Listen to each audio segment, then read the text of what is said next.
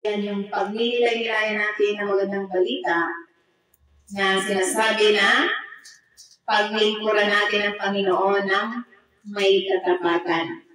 So kaya nga ito sinasabi sa banal na kasulatan na isipin natin na kapag tayo nagtatrabaho sa isang company kung saan hindi tayo nakakalimutan ng ating mga boss sa ating mga pagsisikap. Palagi na tayong ginagantimpalaan sa lahat ng ating ginagawa, ginagantimpalaan tayo ng ating katapatan sa pamamagitan ng pagsusumikap natin sa isang kumpanya. Kaya dahil dito, ito ay hindi mawawala ng kabuluhan ng ating mga pagsisikap tulad ng tayo nagtatrabaho. So sa trabaho, kapag tayo nagsusumikap, minsan sinisiraan pa tayo. Pero dito sa salita ng Panginoon, kapag ang tao ay naglilingkod sa Panginoon, ito hindi lamang isang obligasyon, ito yung isang privilege ng bawat isa kapag pinaglilingkuran natin ang Panginoon ng may tapat na puso. Ang bawat isa ay pinagpala niya tayo. So pinagpapala niya ang ating buhay kapag tayo naglilingkod ng tapat sa Panginoon.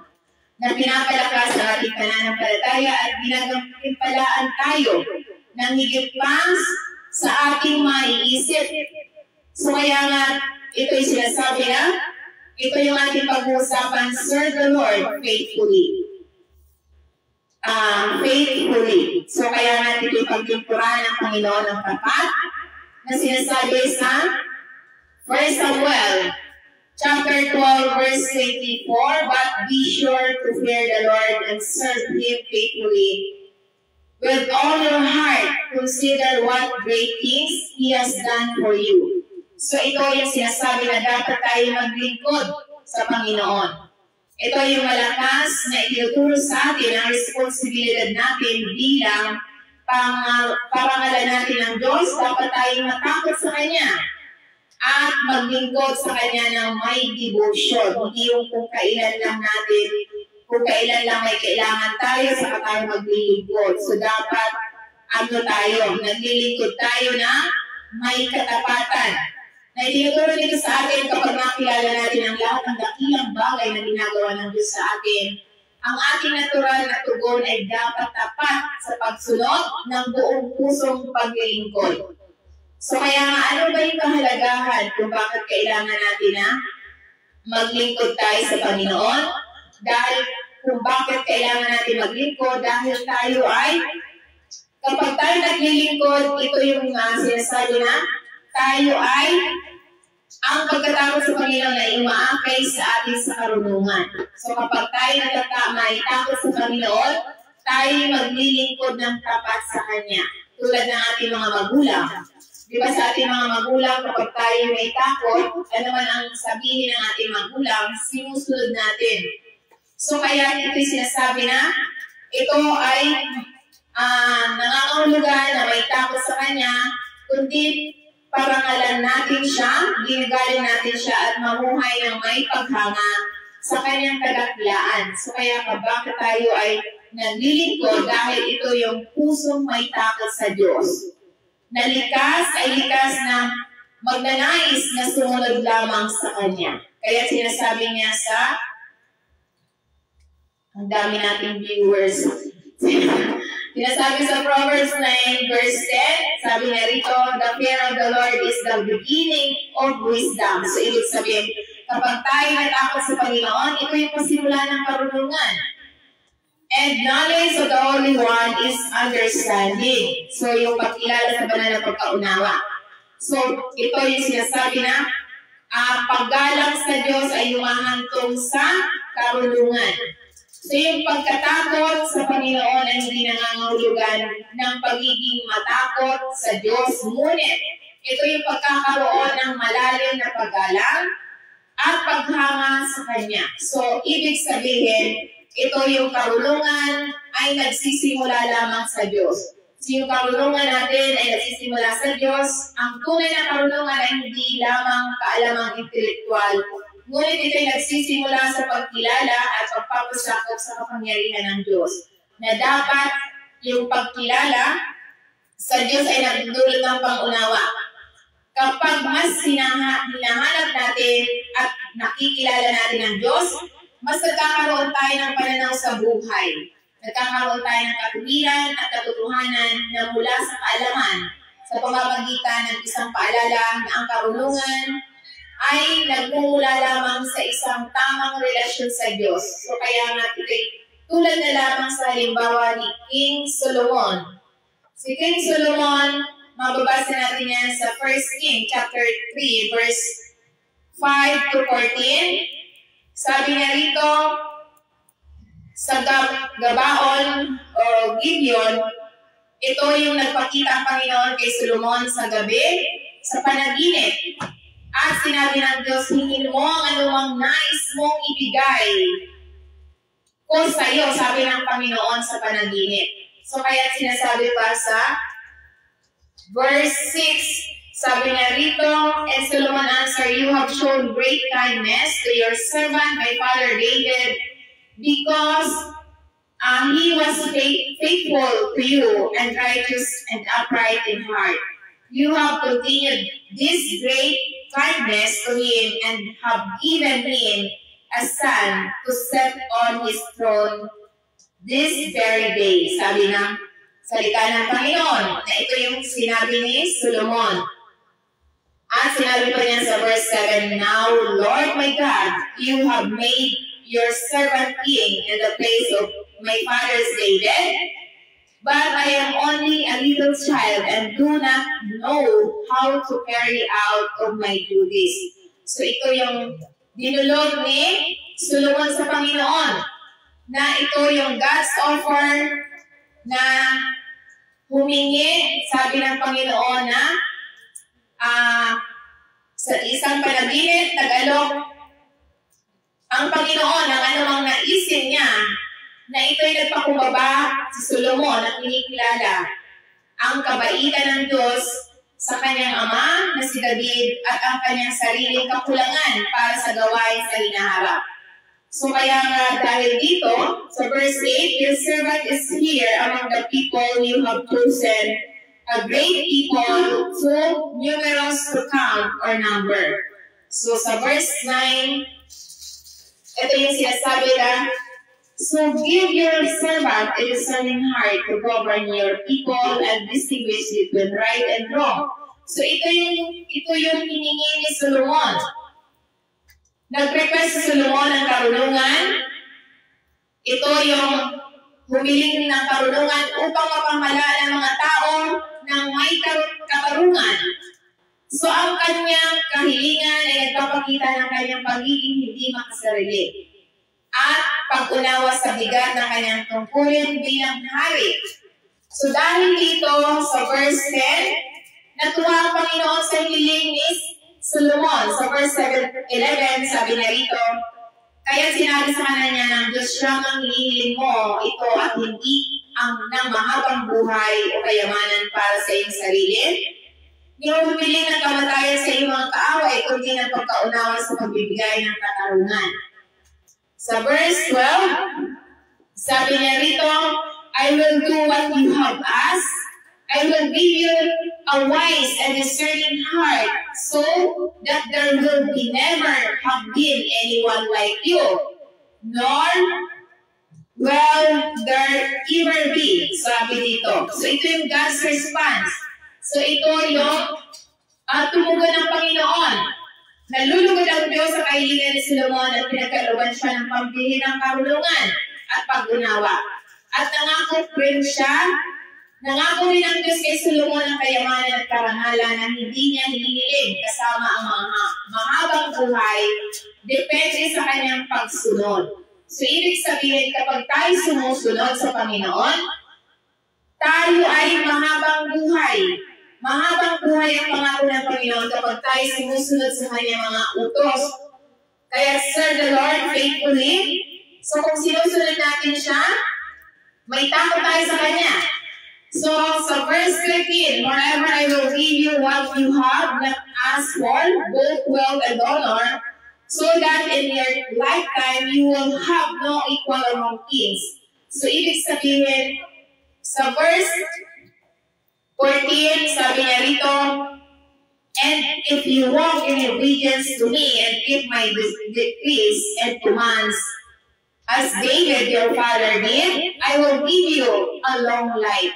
Praise the Lord. So, ibig sabihin, kapag tayo sumunod sa Panginoon, sa lahat ng mga utos niya, mahabang buhay ang nakalaan para sa ating lahat. Amen?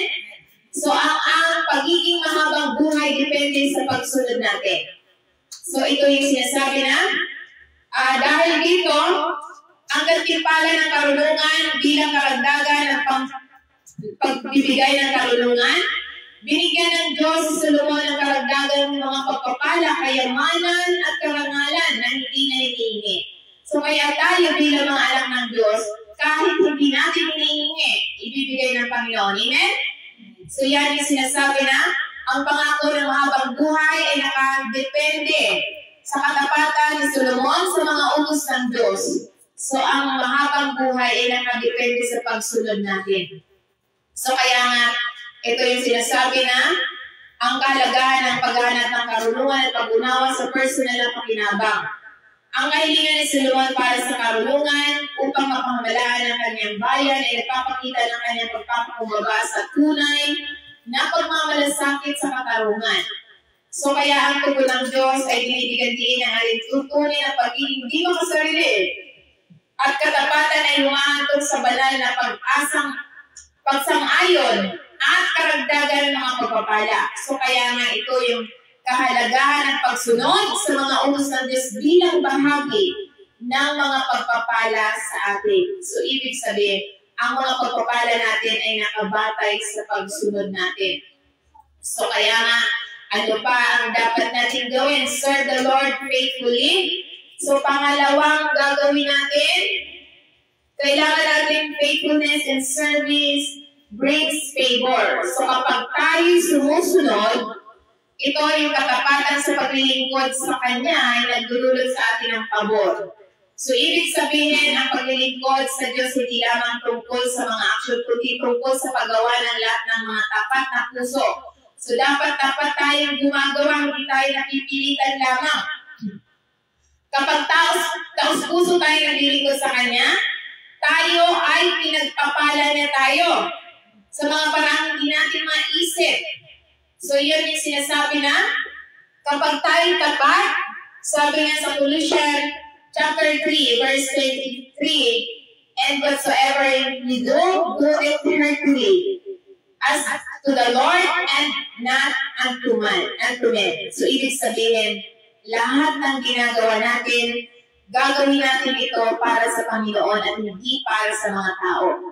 Dahil ito yung sinasabi na bilang mga mananampalataya na magtrabaho ng may kahusayan at debosyon na pinananatili natin ang ating pagtuon sa Diyos kaysa pagsang-ayon sa tao. So kaya, sinasabi niya, work with all your heart. So ibig sabihin, ano man ang ginagawa natin, gagawin natin, dapat natin ibinibigay ang ating makakaya. Lahat ng ating makakaya, the best na ginagawa natin. Na ituturing bilang gawa ng pagsamba. So, ibig sabihin, kapag the best, ito'y ino-offer natin na pagsamba sa Panginoon. Dahil sinasabi dito, nagsiserve tayo, naglilingkod tayo sa Panginoon at hindi sa mga tao. Dahil hindi lamang sa mga tao ang ating tunay na yung ating employed sa atin. Tayo manggagawa ng Panginoon. At ang ating trabaho ay dapat magpakita ng ating pananampalataya sa pangako sa Panginoon. So kaya nga sinasabi pa niya sa verse 24, Colossians chapter 3 verse 24, knowing that of the Lord, ye shall receive the rewards of the inheritance, for ye serve the Lord Christ. So, ibig sabihin, yung ginagawa natin ay ginagawa natin sa pamamagitan ng paglilingkod natin sa Panginoon dahil tatanggap tayo ng mana dahil sa paglilingkod natin sa Panginoon. Ito yung heavenly rewards na nag-aantay sa atin. Ito yung naghihintay sa mga gantimpala sa langit. Ang tapat na paglilingkod ay ginagantimpalaan tayo. Hindi lamang sa buhay na ito, kundi sa darating sa walang hanggang pamana mula sa Diyos. So kaya ito yung halimbawa na makapangyarihan paalala na dapat tayong manatiling masipag, tapat sa lahat ng aspeto ng ating buhay. Kahit walang nakatingin, dapat ginagawa natin yung the best para sa Panginoon. Amen? So tulad na lamang sa halimbawa ng katapatan ni Joshua. Joshua, faithful leadership. Mababasa natin yan sa Joshua chapter 24, verse 14. Sabi niya dito, now therefore fear the Lord and serve Him in sincerity and the truth. Sabi niya rito, dapat tayo ngayon matakot tayo sa Panginoon at paglingkuran ninyo siya sa katapatan at katotohanan at iwaksin natin ang mga Diyos na pinaglilingkuran ng iyong mga magulang. Sa kabilang dakon ng ilog at sa Ehipto at paglingkod tayo sa Panginoon. So ito yung mga Diyos-Diyosan. Kaya sinasabi na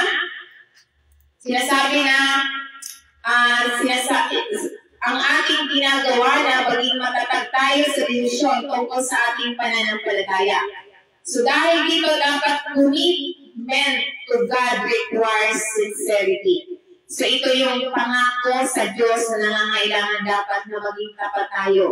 Sa lahat ng ating ginagawa, ang paglilingkod natin ay hindi lamang tungkol sa mga salita. Ngunit dapat, karapat-dapat na nagmumula sa puso ng katuluhanan at debosyon natin sa Panginoon. Amen? So ano ba ang sinasabi sa verse 15? Sabi na rito, at kung inaakala ninyong masamang maglingkod sa Panginoon, piliin ninyo ang araw na ito kung sino ang iyong paglilingkuran. Kung ang mga Diyos na pinaglilingkuran ng iyong mga magulang na nasa kabilang ibayo ng ilog, o sa mga Diyos sa mga Amoryo, na kung saan ang lupain ang iyong tinatahanan, ngunit tungkol sa akin at sa aking sambahayan, kami ay maglilingkod sa Panginoon. So ito yung sinasabi na dapat tanggihan natin yung mga huwad na Diyos. Ano ba yung mga huwad na Diyos? Iyan yung mga sinasamba ng mga tao na ipinapalit ang pagsamba sa Panginoon sa tunay na Diyos. Tulad na, halimbawa, hindi sila naniniwala na ang Diyos ay Espiritu. So gumagawa sila ng larawan para gawin nilang Diyos. So ito yung sinasabi, kapag ganito ang paturuan, dapat tinatanggihan natin yung mga huwad, mga false, mga maling Diyos. So ito yung sinasabi na hindi lamang sa mga larawan ang mga Diyos-Diyosan. So ito yung naglalarawan din sa mga pinapahalagan natin. So halimbawa, pinapahalagan natin ang ating pamilya na hindi natin maiwan sa araw ng pagsamba natin sa Panginoon, o kaya yung trabaho, negosyo, o lahat ng bagay na ipinapalit natin sa pagsamba sa Panginoon. Ito yung sinasabi ng mga huwad, mga Diyos-Diyosan, idolatry. Ito yung sinasabi dito na nanawagan si Joshua sa mga tao na iwanan ang anumang nakikipagkompetensya sa katapatan ng Diyos. Yung idolatry na makasanlibutan mga kahulugan, kaguluhan. So yan na, dapat natin sundin ang iisang tunay na Diyos sa pamamagitan ng pagsamba sa Espiritu. So ano pa ang dapat natin tandaan? Ito yung sinasabi, isang personal na pampamilyang desisyon ang dapat natin ginagawa. Na matapang na ipinag Joshua na siya at ang kanyang sambahayan ay maglilingkod sa Panginoon na nagpapakita ng isang halimbawa ng malakas na espiritual na pamumuno. So kaya natin yung sinasabi sa banal na kasulatan na ito ay isang makapangyarihang magpapahayag ng pananampalataya at isang panawagan sa isang natitinag na pangako. So ano pa ang dapat natin tandaan? Dahil ito yung faithfulness and service brings favor. So ano pa ang dapat natin gawin? Number 3, remembering God's goodness, strength, our faith. So ito yung dapat alalahanin natin, yung pag-alala sa kabutihan ng Diyos ay nagpapalakas sa ating pananampalataya. So kaya nga, ang pagmilay-nilay sa mga nakaraang katapatan ng Diyos ay tumutulong sa atin na magtiwala sa Kanya para sa hinaharap. Kapag inaalala natin ang mga pagpapala, mga himala ng Diyos at pagmamahal, hinihikayat tayong maging manatiling tapat sa Kanya. Kaya sinasabi niya sa Psalm 103 verse 2, "Praise the Lord, my soul, and forget not all His benefits." So ito yung sinasabi na dapat tayo ay magpuri sa Panginoon. Panatilihin natin ang nanawagan sa bawat isa sa atin na purihin at alalahanin natin ang Diyos sa Kanyang kabutihan. Sa pamamagitan ng pasasalamat sa pagsamba, ito yung pinaaalalahanan tayo na purihin ang Diyos mula sa kaibuturan ng ating mga puso. Hindi lamang pinupuri kita, Panginoon, pero wala akong panahon sa iyo. So hindi ganon ang pagpuri. Dapat meron tayong panahon ng pagsamba na dapat tayong pasalamat. At sinasabi dito, sinasabi na, do not forget His blessings. So ibig sabihin, madaling tumuon sa mga pakinabang. Ngunit dapat natin laging alalahanin ang katapatan, awa at provision ng Diyos. So ang iba, kapag natanggap na nila ang blessing ng Panginoon, sa blessing na sila nakatutok. Hindi na sila nagsasamba. Ang sinasamba na nila yung mga blessing na natanggap nila. So kaya nga, huwag natin kalilimutan ang mga pagpapala ay mula sa Panginoon na dapat hindi tayo nakatutok sa mga pagpapala. Instead, tumutok tayo sa nagbigay ng pagpapala. So ano ang dapat natin isa-isip?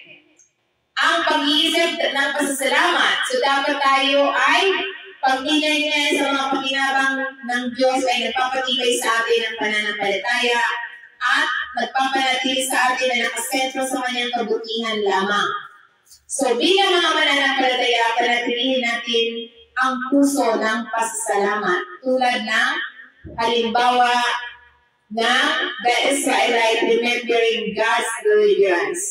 Mababasa natin yan sa Exodus chapter 14, verse 29 to 31.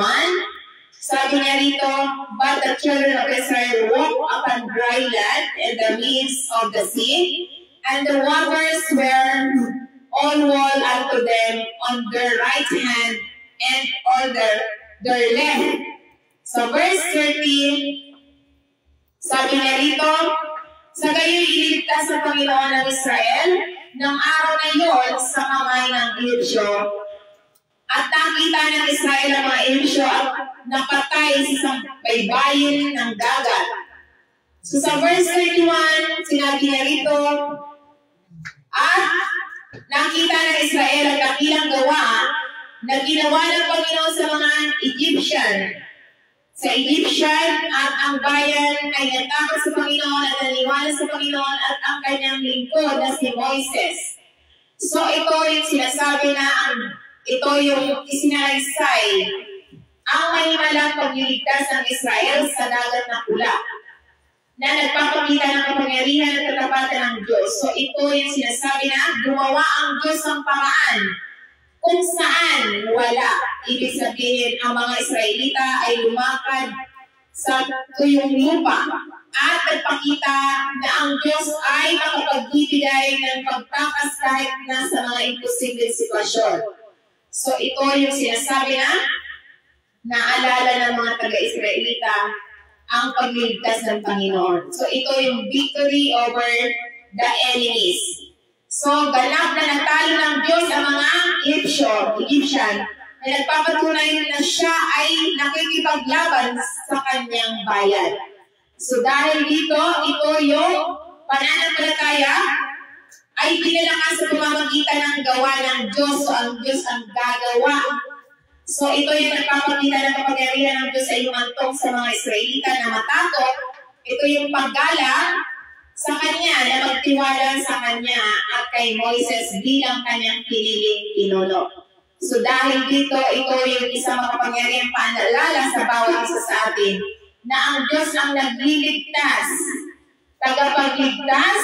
Kaya nga bilang ito yung matapos na tiin ng Diyos ang dagat na pula at iniligtas sila mula sa kay Paraon. So at ang mga taga-Israelita ay sumamba at nagtiwala sa Panginoon. Ngunit ang makalimutan nila ang kanyang kabutihan, tumalikod sila. So yung iba, kapag nakalimutan ang mga kabutihan ng Diyos, tumatalikod na sila. Dahil nakatutok sila sa binigay at hindi sila nakatutok sa nagbigay. So kaya ano pa ang dapat natin alalahanin? So, how to serve God with all your heart? So paano ba natin paglilingkuran ng buong puso natin ang Diyos? So ano nga ba ang dapat natin gawin para tayo maging tapat sa paglilingkod sa Panginoon? So, paano natin paglilingkuran ng buong puso? Una, kailangan natin commit to daily prayer and worship. So, kailangan natin na stay connected to God. So, kailangan natin na mangako tayo. Pangako, commit. So, ibig sabihin, mangako tayo na araw-araw tayong mananalangin at magsamba. Manatili tayo nakakonekta sa Panginoon. Di ba tayo? Kapag walang wifi, di ba parang hindi masaya. So, dapat ganun din tayo. Lagi tayo naka-online sa Panginoon. Amen? So, dahil sinasabi niya, sa 1 Thessalonians chapter 5, verse 16 to 18, ito yung dapat natin gawin. Dapat tayo ay mangako tayo na araw-araw tayo mananalangin. Kaya sinasabi niya rito, sa verse 16, magalak kayong magpakailanman. Rejoice evermore. So, ibig sabihin, lagi tayo nagagalak. Ito yung pangunahing prinsipyo para sa pamumuhay ng isang masaya at spiritual na malakas sa buhay. So, always rejoice. Iyan ang sabi ng Panginoon. Sa lahat ng aspeto ng ating buhay, maging maganda at pinakamaganda sa bawat sitwasyon ng ating buhay, tayo lagi nagagala. Kaya nga, nagagala kami ni Marie. Kanina pa kami nag-aayos ng speaker. Pero nagagala kami, kaya ang ganda ng ating speaker ngayon. Ang laki. so, pinakpok na ng pinakpok ni Marie para umanda, really umanda. So, kaya ay nagagalak tayo. At lagi tayo nananalangin na walang tigil. Sa verse 17, pray without ceasing. So, ibig sabihin, lagi tayong patuloy na manalangin. So, ibig sabihin, kapag tayo nagsiserve kay Lord, serve the Lord faithfully. Ano man ang ginagawa natin, kahit tayo naglalaba, yan ay consider na parang nananalangin tayo o nagsiserve sa Panginoon. Kapag masaya tayong ginagawa natin, kahit sa palagay natin, sa palagay lang naman, mahirap. Pero, lagi tayo masaya. So, nagiging vision na natin yung lagi tayo nagiging masaya. Amen? Patuloy tayo nananalangin. Ang buhay ng panalangin ay nangangahulugan ng patuloy na nakakonnection tayo sa Panginoon. Lagi tayo naka-wifi. Amen? So kaya nga lagi tayo naka-wifi sa Panginoon. Dahil kung tayo walang wifi, good morning, magsimula na tayo. so kaya nga ibig sinasabi na, naghahanap tayo ng patnubay at lakas araw-araw sa pamamagitan ng panalangin. Lagi tayong kumitan sa Kanya. Lagi tayong araw-araw tayo nangangako na tayo mananalangin. Amen? Pag-isip sa umaga, salamat, panalangin na yun. So kahit na pag-isip, good morning Lord, panalangin na yun. So yun sinasabi na, araw-araw nating ginagawa na daily prayer and worship. So sinasabi pa sa verse 18, in everything, give thanks. For this is the will of God in Christ Jesus concerning you. So ibig sabihin, give thanks in all circumstances. Hindi lamang kung kailan tayo, kung maganda ang ating kahinatnan, magpapasalamat tayo. Pag hindi na tayo magpapasalamat. So kailangan, in all situation, dapat tayo ay nagpapasalamat. Mahirap man ito or hindi, kailangan tayo magpapasalamat. Gratitude is an act of faith. So kapag tayo nagpapasalamat, ito yung isang gawa ng pananampalataya. tayo nagtitiwala na ang Diyos ay gumagawa kahit nasa mahirap na kalagayan. Amen? So tayo ay panatilihin natin nagpapasalamat tayo sa Panginoon. So dahil dito, ito ay nagpapaalala sa atin na panatilihin natin ang kagalakan, manatili sa panalangin, at linangin ang pasasalamat so lagi tayong nagagalak. So kahit na maganda pa rin at pinakamagandang sitwasyon, lagi tayong magpapasalamat. Amen? Walang pangit na sitwasyon, dapat laging maganda. Amen? Kaya ito sinasabi na, panatilihin ang kagalakan, kahit na maraming trabaho, lagi tayong nagagala. Amen. Hindi yung lagi na lamang tayo nagre-reklamo sa trabaho natin. Kaya nga tayo nag-a-apply ng trabaho, tapos pag-trabaho, magre-reklamo. Pag wala, nagre-reklamo, wala akong trabaho. Pag may trabaho na, gusto mo na mag-resign.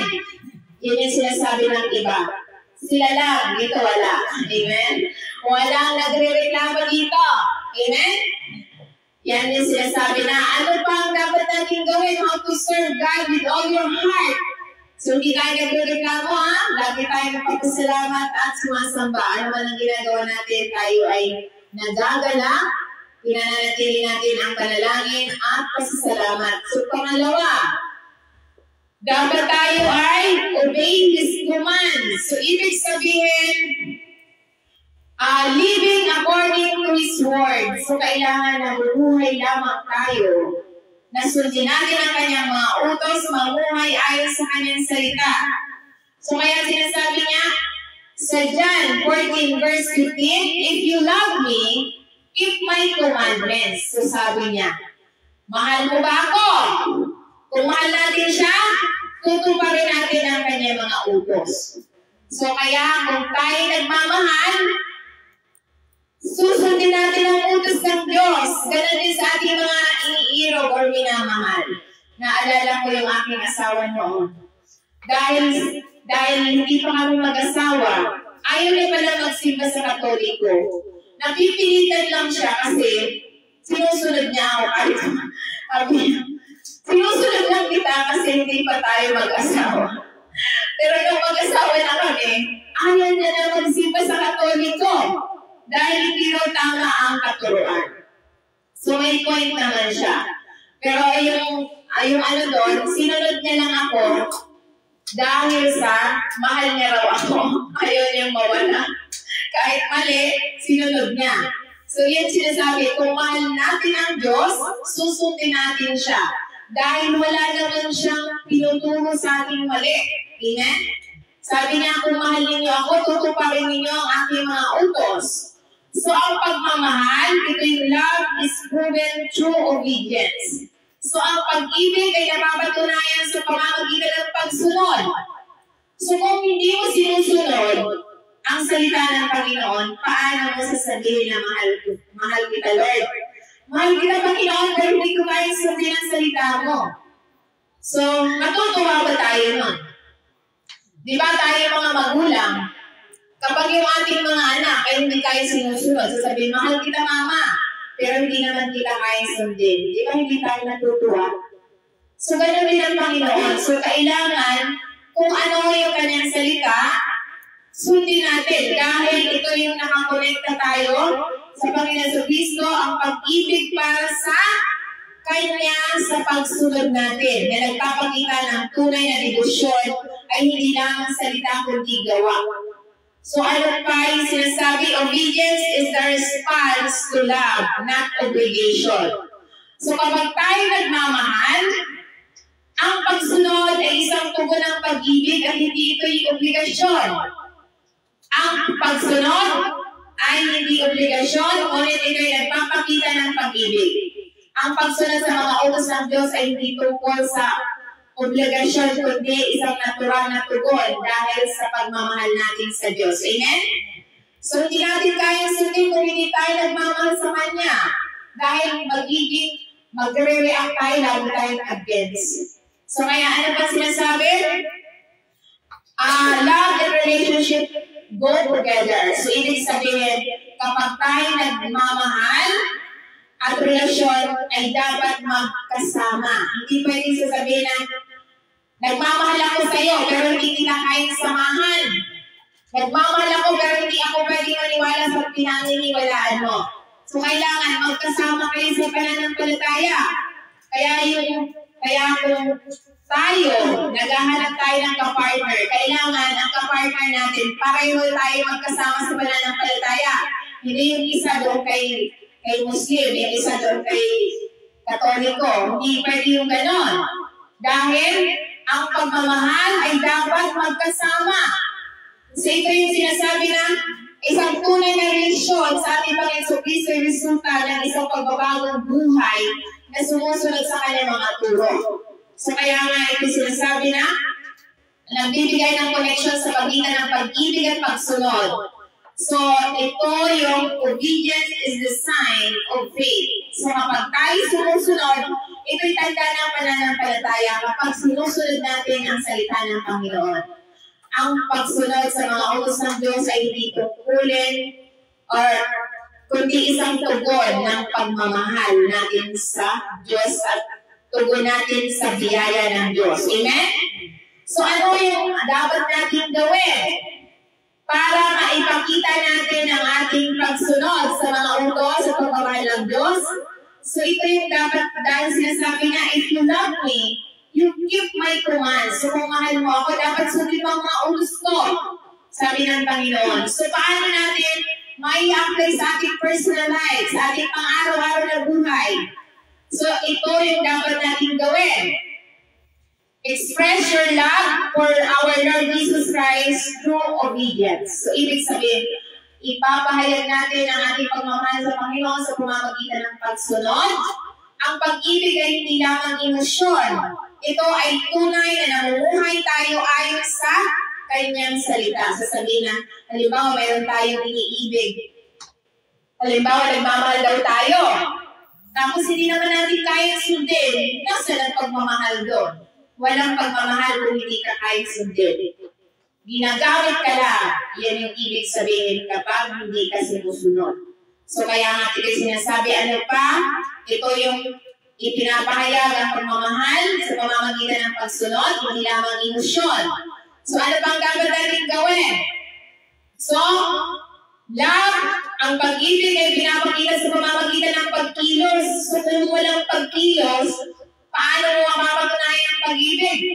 Sabihin, mahal kita, pero hindi naman kita kayang samahan, hindi naman kita kayang ipakilala. So walang pag-ibig yan, hindi naman kita kayang patunayan, ipakilala sa aking mga angkan. So walang kilos. So yan yung sinasabi, ang tunay na pag-ibig sa ating Panginoon Kristo ay nagpapakita sa pamamagitan ng pagsunod sa kanyang mga turo.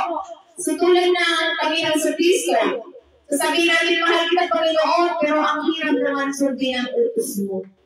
So diba? Hindi yan pagmamahal. So ano pa ang dapat natin tandaan? Ang pagiging masunurin ay nagdudulot ng mas malapit sa Diyos. So kapag tayo ay sumusunod, nagiging masunurin, nagiging contact. Ibig sabihin, nagiging intimate ang relationship natin. Close tayo.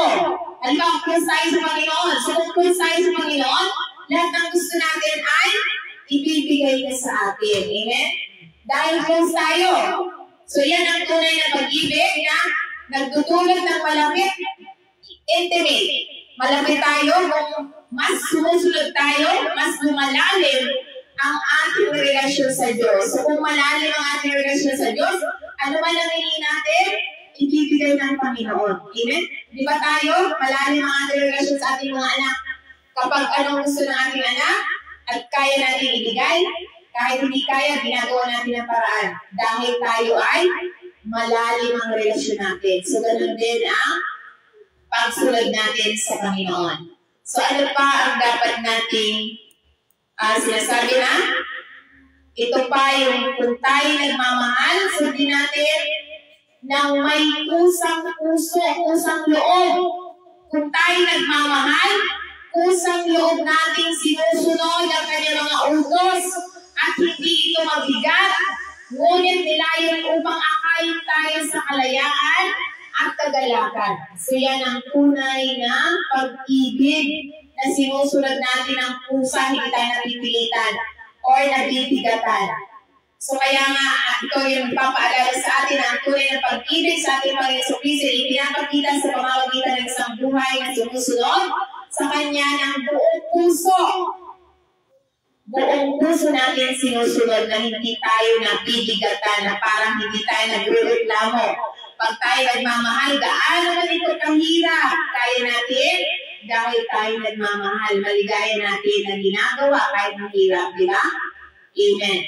So kaya nga ito ay sinasabi na ibig sabihin ng pagmamahal sa ating Panginoon Yesu Kristo ay paghahanay sa ating buhay sa Kanyang kalooban at pamumuhay ayon lamang sa Kanyang salita. So kaya nga bilang mga mananampalataya, pagnilayan natin ang pangako ng Panginoon sa buhay natin. So ano pa ang dapat natin tandaan? Use your gifts for His glory. So ito yung pangatlo na dapat natin how to serve God with all your heart. So sabi niya rito, gamitin ang ating mga regalo para sa Kanyang kaluwalhatian. So maglingkod tayo sa ministeryo at tumulong tayo. So sinasabi niya sa 1 Peter chapter 4 verse 10, each of you should use whatever gift you have received to serve others as faithful stewards of God's grace in its various form. So ibig sabihin na ito yung nagpapaalala sa bawat mananampalataya na ang bawat talento natin, magaling tayo sa musika, magpagamit tayo sa Panginoon. Magaling tayo mag-guitar, magpagamit tayo sa Panginoon. Magaling tayo mag-piano, gamitin natin yung talento na ibinigay sa atin ng Diyos para gamitin sa paglilingkod. Tayo ay tinawag na maging mabuting tagapangasiwa ng Kanyang biyaya. Gamitin natin ang ating mga maya upang luwalhatiin ang Diyos at pagpalain ang mga nasa paligid natin. So kapag tayo ay ginagamit natin ang ating mga talento para sa Panginoon, tayo pagpapala sa lahat na nakapaligid sa atin. Amen? So ano pa ang tinuturo sa atin? Ano pa yung dapat natin how to serve God with all your heart? So, ito yung stay grateful for His blessing. So dapat always remember His faithfulness na dapat manatiling nagpapasalamat tayo sa mga pagpapala. Lagi natin alalahanin ang kanyang katapatan. Kaya sinasabi niya sa Psalm 100 verse 4, enter His gate with thanksgiving, and His mouth with praise. Give thanks to Him and praise His name. So ibig sabihin, ito ay isang magandang tawag sa pagsamba na nagpapaalala sa bawat isa atin na lumapit sa Diyos ng may pasasalamat at kagalakan, na hinihikaya tayo bilang mananampalataya na lumapit sa Kanya ng may pusong nagpapasalamat na kinikilala ang Kanyang kabutihan at katapatan. So ang tunay na pagsamba ay hindi lamang tungkol sa pag-awit na mga kanta, kundi tungkol sa puso na may pasasalamat at papuri sa Panginoon. Amen. Praise the Lord. So ano pa ang dapat natin tandaan? How to serve God with all your heart? Remain faithful even in trials. Ibig sabihin, so manatili tayong tapat kahit na sa mga pagsubok, mga trials, mga tukso. Magtiwala tayo sa Kanya sa bawat panahon. Dahil kapag tayo'y nagtitiwala, the rewards, ginagantimpalaan niya tayo para sa ating pagtsatsaga kapag tayo nagtitiwala. Kaya sinasabi niya sa James chapter 1 verse 12, blessed is the one who perseveres under trials, because sabi niya rito na dapat mapalad tayo sa mga nagtsatsaga sa ilalim ng pagsubok, sapagkat na nakayanan ang pagsubok, ang taong yun ay tatanggap ng korona ng buhay na ipinangako ng Panginoon sa mga umiibig sa Kanya. Amen. Praise the Lord. So mapalad tayo. Mapalad tayo na nakakaranas tayo ng mga pagsubok, mga tukso, mga hamon, mapalad tayo. Dahil dito, Ito yung sinasabi na ang pagsubok sa isang pagsubok sa pananampalataya. Ito yung mga kahirapan ay hindi nilalayo na siraan tayo. Ito ay tayo'y pinapabanal, dinadalisay ang ating pananampalataya at pinapalakas ang ating pagtitiwala sa Diyos. So ano ang gagawin ng Diyos kung wala tayong pagsubok? Kaya nga, di ba? Kapag may mga pagsubok, lalo tayong lumalapit sa Panginoon. Amen? So, ito yung sinasabi na hindi desire ng Panginoon na siraan tayo or masiraan tayo ng loob. Ang mga pagsubok ay pinapanintulutan niya para tayo ay patatagin, linisin, at panumbalikin, palakasin ang pagtitiwala natin sa Panginoon. Dahil ang pagtsatsaga natin, ito'y nauuwi sa pagpapala. So kapag nananatili tayong matyaga sa ating pananampalataya, ito yung nagtitiis tayo sa mga hamon, pagsubok ng may pananampalataya. So sabi ng Panginoon, tinawag tayong mapalad dahil tayo nananatili sa kabila ng mga pagsubok, mga kahirapan, mga hamon, tayo ay nagiging matatag, sabi ng Panginoon sa pamamagitan ng pananampalataya natin sa Panginoon. Amen. So kaya nga, dahil dito sa ating katatagan, sa kabila ng mga hamon, mga pagsubok, sabi niya, the crown of life. So matatanggap natin yung tagumpay ng buhay. Amen? Na ito yung kumakatawan sa buhay na walang hanggan at tagumpay na ipinangakong ibibigay ng Diyos sa mga kanino? Sa mga nagmamahal. Nananatiling tapat sa pagsunod sa Panginoon sa kabila ng mga hamon. Amen. Praise the Lord. So yung pangako niya ng magandang buhay, ito yung nananatili tayo. So hindi natin makakamtan ang tagumpay kung hindi tayo mananatili ang ating pananampalataya. Pag sinabi ng mga pagsubok, ay ayoko na magsamba dahil samba ng samba, hindi naman nakakamtan yung diba? Ganon. Yung iba. Wala dito. Amen? So, kahit tayo na nakakaranas sa mga pagsubok, hindi tayo tumitigil na paglilingkod sa Panginoon sapagkat serve the Lord faithfully. So, kung tayo tumigil, ibig sabihin, hindi na tayo tapat sa paglilingkod sa Panginoon. Kaya sa kabila ng mga pagsubok, ano ang dapat nating gawin sa ating mga personal lives, sa pang-araw-araw nating sa lahat ng aspeto ng ating buhay, ano ang dapat nating gawin para manatili tayo tapat sa kabila ng mga pagsubok. So una, ito yung dapat nating gawin. Kailangan natin na maging matatag sa mga pagsubok. Dahil darating ang mga hamon, ngunit ang pagtitiwala sa Diyos ay nagdudulot ng tagumpay, pagpapala, kagalingan, at buhay na walang hanggan. Amen. So, dapat manatili tayong matatag sa ating pananampalataya sa kabila ng mga pagsubok. Amen. So, ano pa ang dapat nating tandaan? Sa kabila ng mga pagsubok, nananatili tayong tapat. So, ito yung sinasabi na itutok natin ang ating mga mata. Kanina natin itututok, Marie. Kanina natin itututok. Amen. Marunong ang sumagot si Marie. Itututok natin kay Lord. Huwag natin itutok sa problema. Yung iba, kapag may problema na ang kanilang tinututukan sa iba, sa atin wala. Amen?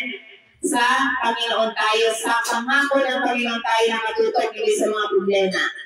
So, ito yung sinasabi na tumutok tayo, ang ating mga mata, tumutok tayo sa eternity, sa Panginoon lamang. Na ito yung so ito yung mga pakikibakan natin sa mundo ay pansamantala lamang. Ngunit ang katimpala ng Diyos ay walang hanggan dito sa lupa na to hanggang sa walang hanggan ang pagpapala ng Panginoon. Amen? So at dapat mahalin natin ang Diyos sa bawat panahon. Sa lahat ng aspeto ng ating buhay, manatili tayong tapat, mahalin natin ang Diyos. Hindi kung kailan lang ako may kailangan, saka ako maglilingkod sa Panginoon. At pag wala ng kailangan, maglilingkod na ako sa binigay ng Panginoon. Yung iba ganon.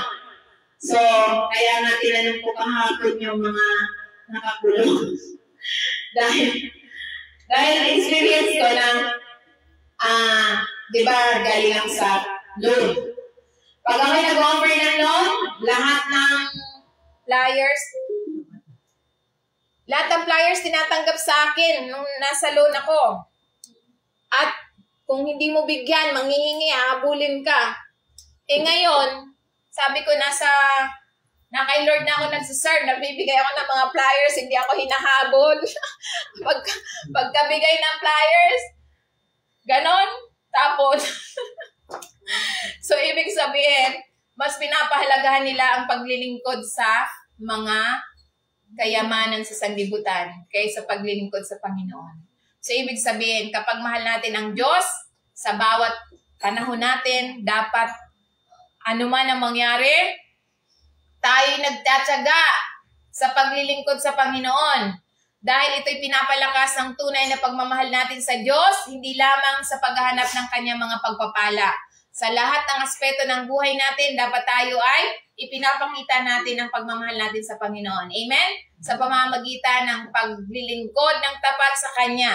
So kaya nga ito'y isang paalala sa atin na dapat tayo magtiwala sa katapatan ng Diyos, sa lahat, sa bawat aspeto ng ating buhay, sa mga pagsubok, alam na ang Diyos ay mas may malaking gantimpala sa ating mga hinaharap. So malaking gantimpala sa future natin. Hindi lamang sa buhay na ito, maging sa kinabukasan natin, malaki ang biyaya ng Panginoon. Amen?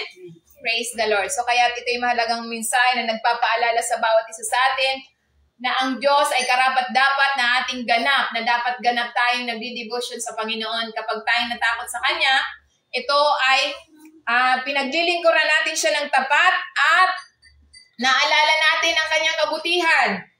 Inaayon natin ang ating sarili sa Kanyang mga pagpapala at layunin. So ano man ang mga hamon na ating kinakaharap, ang paglilingkod sa Diyos ng buong puso ay humahantong sa tunay na katuparan at walang hanggang mga gantimpala, proteksyon, good health, satisfying life, abundant life ang nag-aantay sa atin. Amen? Dahil tayo ay naglilingkod ng tapat sa Panginoon, serve the Lord faithfully. So ito yung makakamtan natin bilang buong puso tayo naglilingkod.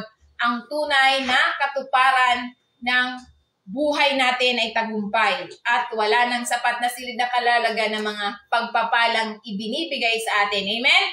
So kaya nga ito'y tinawag tayo, hindi tayo tinawag ng Diyos para maging tanyag, ngunit tinawag tayo ng Diyos na tayo'y maging tapat na naglilingkod sa Kanya. Hindi niya, di ba, yung mga tanyag, kapag masyado kang tanyag, minsan hindi naman ang Diyos ang nagpapatanyag sa mga tao. Diba si Satan? Si Satan, diba, nung inanyayahan ng Panginoon sa Kristo, ibibigay ko sa lahat sa iyo ang mundo kung susundin mo ako. So yan yung pansamantalang katanyagan ng tao. So hindi nananatili kapag hindi mula sa Panginoon. Kapag mula sa Panginoon, tayo naglilingkod ng tapat sa Panginoon, anuman ang natanggap natin, ito ay panghabang buhay. Ito'y panghabang buhay habang tayo nabubuhay sa libutan, mananatili ito sa atin dahil ito'y bigay ng Panginoon. Amen? So kaya nga ito'y mahalagang mensahe. Nasaan tayo ngayon? Maglingkod tayo sa Panginoon na may kagalakan. Alam na, nakikita niya ang ating mga pagsisikap at ginagantimpalaan niya tayo sa tamang panahon. So ito'y mahalagang mensahe. Paano ba natin pinaglilingkuran ng tapat ang Panginoon sa ngayon? So dapat, ito yung dapat nating alalahanin na kung paano natin how to serve God with all your heart. So ito yung sinasabi na paglingkuran ng Panginoon ng tapat, sapagkat kung tapat tayo, dapat din ang Diyos na tayo'y gagantimpalaan sa lahat ng ating mga pagsisikap. Amen? Praise the Lord. So purihin ang Panginoon. Tayo po ngayon ay mayroon po tayo First Communion. So,